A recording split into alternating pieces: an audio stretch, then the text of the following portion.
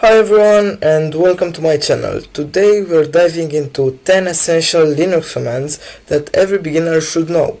I'll not only show you how they work, but also explain what their names actually mean, since most Linux commands are abbreviations or acronyms. This will help you remember them more easily, so let's jump in. The first command that I will present is pwd, that stands for print working directory. When you type pwd, it tells you exactly where you are in the file system, kind of like checking your location on a GPS map. Super useful when you're lost in folders.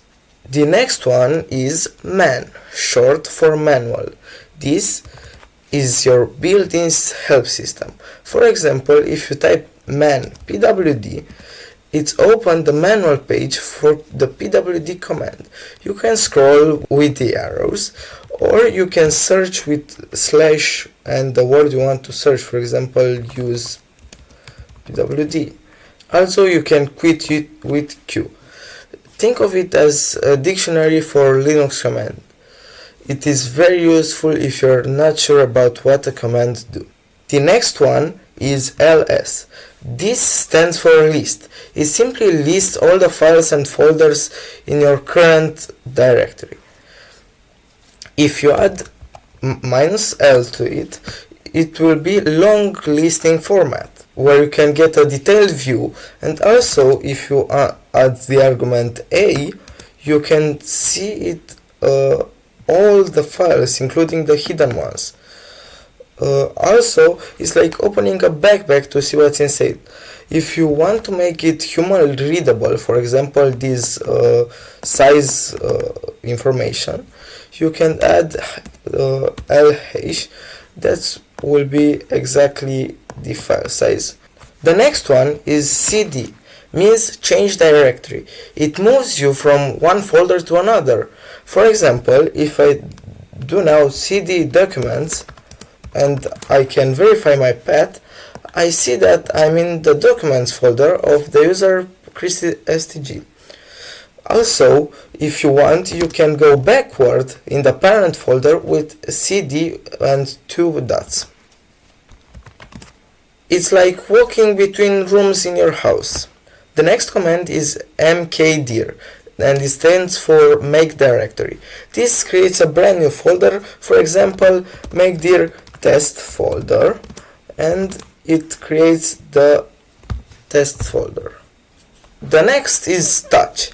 It isn't an acronym, but its name means updating a file stems. The most commonly used is creating an empty file. For example, touch notes.txt. It creates a brand new blank file ready for you to edit. And if I test, we will see we have notes.txt. Next is cp, and it stands for copy. It duplicates files or folders. Example, copy notes.txt to backup.txt, and it creates a backup. For example, we created the notes.txt so we can move the notes.txt to documents. And now, if I list the documents folder, I can see that I have notes.txt. Also, if I want to rename a file, I can use mv. For example, I will rename the backup to notes.txt. And now we don't have backup and we have again notes.txt. The next one is rm, and it stands for remove.